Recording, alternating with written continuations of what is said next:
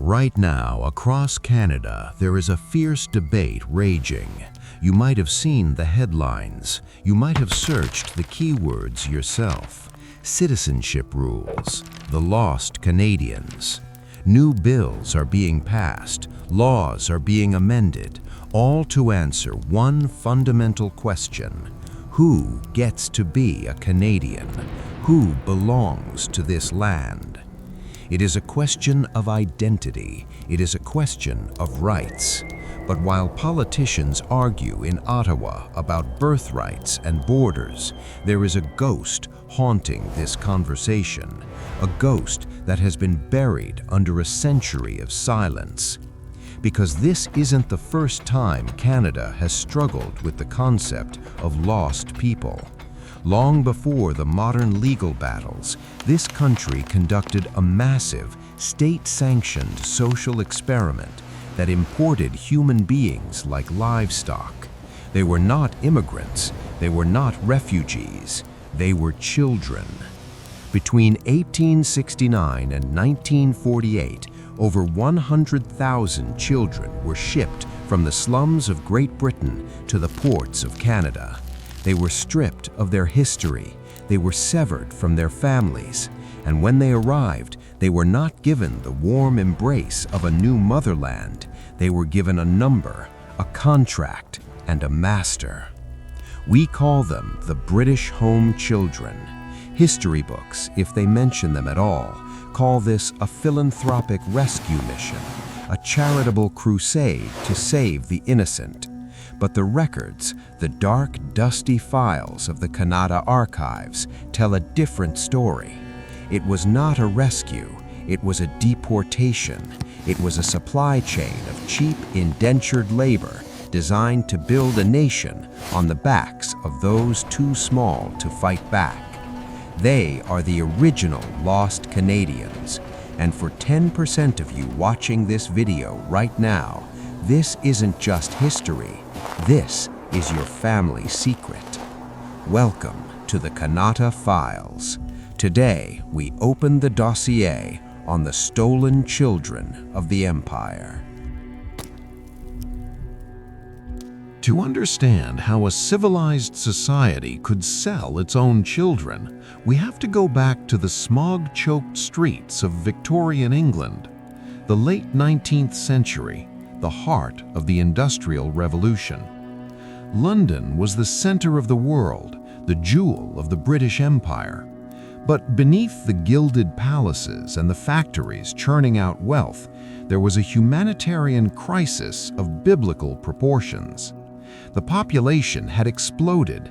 People flooded into the cities looking for work, only to find squalor.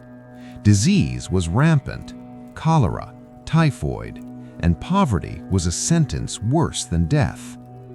In this environment, children were the first casualties. They were everywhere, sleeping in alleyways, scavenging in the mud of the Thames, selling matches on street corners. The upper classes looked at these children not with pity, but with fear. They called them street Arabs. They called them gutter children. To the wealthy elite, these children were not victims of an economic system. They were a threat. They were the seeds of future criminals, a surplus population that needed to be managed. Enter the philanthropists, names like Thomas Barnardo and Annie McPherson. Today, these names are carved into statues and schools. They were deeply religious, driven by a missionary zeal to save these souls. Barnardo established homes to take the waifs off the streets. His motto was, "No destitute child ever refused admission." It sounded noble, it looked noble, but the sheer number of children was overwhelming. The homes were full, the funds were drying up, and the social problem wasn't going away. The streets were still teeming with hungry faces. That is when the solution shifted. It was a solution born of cold, hard logistics. If England had too many poor children, and the colonies, like Canada, had too much empty land and a desperate shortage of farm labor, Why not connect the two? Why not export the problem? It was pitched as a win-win scenario. The organizations marketed Canada as a utopia. They printed pamphlets showing golden wheat fields, happy children picking apples, and tables groaning with food. They promised that the children would escape the pollution and sin of the London slums for the fresh air and wholesome life of the Canadian countryside. They would learn a trade. They would grow up to be healthy, loyal subjects of the Dominion.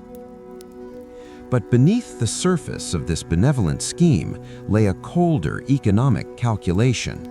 It cost roughly £15 a year to keep a child in an orphanage in London. It only cost £10 once to ship them to Canada. For the British taxpayer, it was a bargain. For the Canadian government, it was free labor to settle the vast western frontiers. For the children, it was the beginning of the end of their lives as they knew them. There is a persistent myth that all British home children were orphans. This is the first lie we need to dismantle. The archives reveal that nearly 2/3 of these children had at least one living parent. Some had both. So how did they end up on the ships? How does a child with a mother end up alone in the middle of the Atlantic Ocean? The methods used by these organizations were often coercive and sometimes downright predatory. Imagine a mother widowed by an industrial accident, sick with tuberculosis, struggling to feed 4 children in a single unheated room. A well-dressed agent from the organization knocks on her door. He speaks with authority. He makes a promise. Let us take your children, just for a while. We will feed them, educate them, and send them to a beautiful school in the countryside. When you are back on your feet, you can have them back. Desperate, she signs the paper. She thinks she is saving them from starvation. She doesn't read the fine print. That piece of paper transferred legal guardianship to the organization. It gave them the right to emigrate the child without further parental consent. It was a total surrender of rights. For the children, the deception was even crueler. Inside the orphanages, a systematic process of severing began. The organizations believed to build a new life, the old one had to be completely destroyed. Poverty was seen as a moral failing, a contagion that came from the parents. To save the child, you had to cut out the cancer of their family. Many children were told their parents had died when they hadn't. Others were told their parents didn't want them anymore, that they had been abandoned because they were bad. This psychological conditioning was devastating. It made the children pliable. It made them feel that they owed the organization everything. Then came the separation of siblings. This is perhaps the most heartbreaking aspect of the entire program. Brothers and sisters were often the only family these children had left. They clung to each other in the orphanages, but when the emigration lists were drawn up, they were rarely kept together. A brother might be sent to a training farm in the north of England, a sister to a domestic school in the south, or worse, one would be chosen for Canada while the other was left behind. We have testimonies of children screaming, clinging to railings, being physically pried apart by matrons. "Don't worry, you'll see him in Canada." It was a lie. Most never saw each other again. And then the selection. They wanted the healthy ones, the strong ones, the ones who looked like they could pull a plow or scrub a floor. They were examined like livestock, teeth checked, limbs measured, eyes inspected for infection. If you passed, you were given a trunk. Inside, a Bible, a set of winter clothes, and a ticket to a place you couldn't find on a map. The journey across the Atlantic was terrifying. Thousands of children, some as young as 4 or 5, crammed into the steerage of steamships. They were leaving everything they had ever known. We have recovered letters, heartbreaking letters written by children on these ships, asking why their mummy hadn't come to say goodbye. Most of those letters were never mailed. The organization screened the mail. They wanted no backward glances. As the ships pulled into the harbors of Halifax or Quebec City or St. John, the children stood on the decks, shivering in the Canadian wind. They looked out at the gray horizon, clutching their small trunks. They thought they were coming to be adopted. They thought they were coming to find a family. They were wrong. When the trains carrying the children arrived in towns across rural Ontario, Quebec, and the Maritimes, the scenes were reminiscent of a slave auction. Farmers would gather at the train stations or the distribution homes. They weren't looking for sons and daughters, they were looking for farmhands and housemaids. They would walk down the lines of exhausted, frightened children, squeezing their muscles, checking their teeth, asking if they were bedwetters. The deal was this: the farmer signed an indenture contract.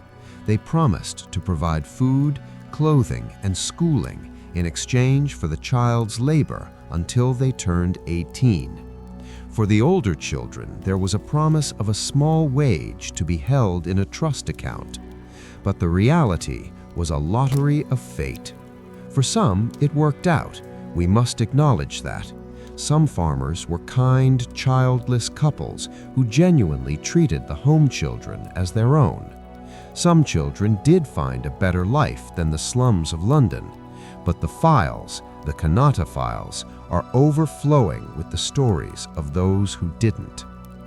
For thousands of children, the farmhouse was a prison. The work was grueling. We are talking about 10-year-old boys expected to clear stones from fields, milk cows at 4 a.m., and harvest crops until sunset. Girls were expected to cook, clean, wash clothes for large families, and care for infants, often working 16 hours a day. Education? That was usually the first promise to be broken.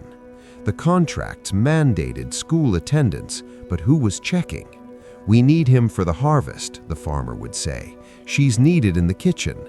Many home children never stepped foot in a Canadian school, or if they did, they were pulled out after a few months. They grew up illiterate, further isolating them from society. And then there was the winter. These were city children from London. They knew rain, they knew fog. They did not know the brutal, bone-crushing cold of a Canadian winter. Many farmers refused to spend money on proper clothing for their hired help. We have reports of boys sent out to chop wood in sub-zero temperatures, wearing nothing but thin canvas jackets and worn-out boots. Frostbite was common. Fingers and toes were lost. But the physical cold was nothing compared to the emotional freeze. Because they were not real family, because they were charity cases from the slums of London, they were often treated with contempt. They were made to eat separately from the family, sometimes on the floor or in the pantry. They slept in unheated attics, in barns or in stables with the animals. You might be asking, where was the government? Where were the organizations? Didn't anyone check on these children? The indenture contracts included a clause for inspections. A representative from the organization was supposed to visit the child at least once a year to ensure they were being treated well. This was the fail-safe. In reality, it was a colossal failure. The inspectors were woefully understaffed. One agent might be responsible for covering a territory of hundreds of square miles on bad roads, visiting hundreds of farms. Visits were often rushed. And when they did visit, the power dynamic was completely skewed. The inspector would have tea with the farmer in the parlor. The farmer would say, "Oh, the boy is doing fine. He's a bit clumsy, a bit slow, but we're managing." The child would be brought in, often with the farmer standing right there. "Are you happy here?" the inspector would ask. What could the child say? If they complained, the inspector would leave and the child would be left alone with the master, who now knew they were a snitch. The beatings that followed a complaint were often severe. So the children learned to stay silent. They learned to smile and say, "Yes, sir." Even when abuse was obvious, bruises, malnutrition, fear, inspectors often sided with the farmers. The prevailing attitude was that these children were lucky to have a roof over their heads at all. To complain was ingratitude. One of the most infamous cases is that of George Green. George was a British home child placed on a farm in Ontario. In 1895, at the age of 15, he was dead. His master had beaten him, starved him, and worked him to death. When his body was found, it was a skeleton covered in bruises and sores. The master was charged with manslaughter.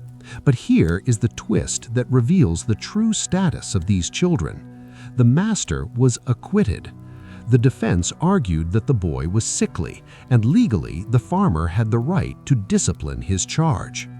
George Green lies in a grave that was unmarked for decades.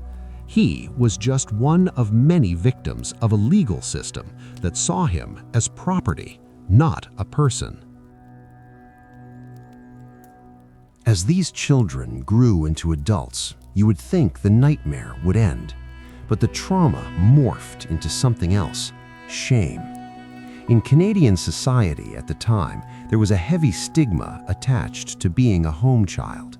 They were prejudiced against. There was a popular belief that because they came from the gutter, they carried bad blood. They were seen as genetically inferior, prone to criminality and immorality. If you were a home child, you didn't talk about it. You hid your accent. You fabricated a backstory. You told your own children that you were an orphan or that you came with an uncle who died. You buried the truth deep inside. This is why so many Canadians today are only just discovering their ancestry. Their grandfathers and grandmothers never spoke a word of it. They took the secret to their graves to protect their children from the shame of being descended from gutter rats. The psychological toll was immense. Imagine growing up believing that your parents didn't want you, that you were worthless, that you were nothing but a beast of burden. This trauma rippled down through generations. It affected how they raised their own children. It created a cycle of silence and emotional distance. Then came the First World War, and with it, a bitter irony. When the call to arms went out in 1914, thousands of former home children enlisted in the Canadian Expeditionary Force, over 10,000 of them. Why? Why would they fight for an empire that had abandoned them and a dominion that had enslaved them? Yes, for patriotism, but for many, the motivation was deeply personal. It was a free ticket back to England. They weren't just going to fight Germans, they were going to find their mothers. There are heartbreaking stories of soldiers on leave from the horrors of the trenches, walking the streets of London, knocking on doors, clutching old, faded addresses. Sometimes they found a reunion. Often they found a bombed-out building or a stranger who knew nothing. Or worse, they found a family that had moved on. They found a parent who had remarried, had new children, and wanted nothing to do with the shameful child they had given up years ago. We have records of soldiers surviving the hell of Vimy Ridge, only to be rejected on a doorstep in London. The psychological devastation of that second rejection is unimaginable. Many of them never came back. They died in the mud of France, clutching photos of families they never really knew. They were the ultimate lost Canadians, born in England, rejected by England, died for Canada, buried in foreign soil. Now let's bring this back to the present, to the lost Canadians and the citizenship laws we see in the news today. Technically, British home children were British subjects, but in practice they existed in a legal void. The organizations that brought them here held guardianship, but they took little responsibility. The Canadian government regulated the immigration, but washed its hands of the welfare. It wasn't until the mid-20th century that the migration finally stopped. Changing social attitudes, the rise of the welfare state in the UK, and the realization that family separation was harmful finally ended the program in 1948. But the damage was done. 100,000 children, 100,000 stolen lives. For decades, the Canadian government refused to apologize. To apologize would be to admit liability. It would be to admit that the state had been complicit in human trafficking. It would open the door to lawsuits. It was the tireless work of the survivors and their descendants that forced the truth into the light.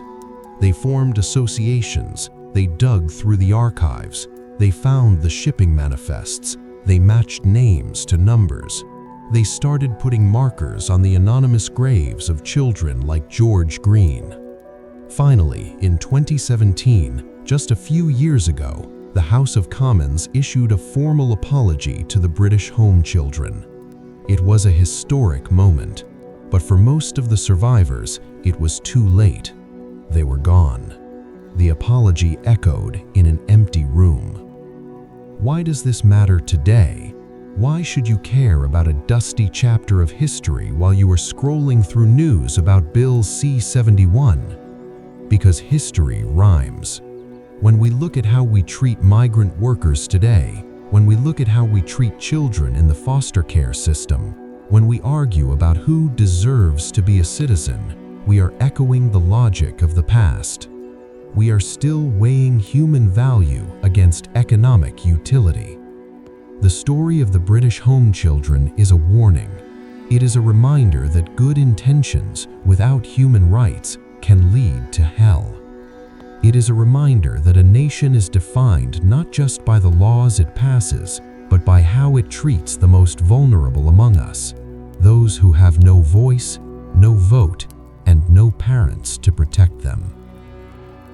There is a very high probability, statistically 1 in 10, that you or your neighbor or your friend is a descendant of a British home child. Over 4 million Canadians can trace their lineage back to one of these children. Maybe you have noticed a gap in your family tree, a grandfather who was evasive about his childhood, a grandmother who had no photos of her parents, a small, battered trunk in the attic with a strange, unfamiliar name painted on the side. These are the clues. These are the whispers of the past trying to be heard. For a long time, the shame kept the trunk closed, but now we have the power to open it. Don't let their stories fade into the dark again. If this video sparked a memory or a suspicion, I urge you to investigate. The records are public now. Library and Archives Canada has digitized the passenger lists. You can search the Home Children Registry online. You can find their names. You can find the ships they came on. You can give them back the identity that was stolen from them. They were not gutter children. They were not waifs and strays. They were children. They were scared and they were lonely, and they built this country with their small, calloused hands. They cleared the forests. They farmed the land. They fought the wars. They are the bedrock of this nation. They deserve to be found. If you believe their story needs to be told, hit that like button to help the algorithm spread the truth. Share this video with your family. You might solve a mystery you didn't know you had. And tell me in the comments, do you know your family history beyond 2 generations? Have you found a lost Canadian in your own bloodline? This is the Kanata Files. We dig for the truth because the truth is the only thing that can set the past to rest. Subscribe, and I'll see you in the next file.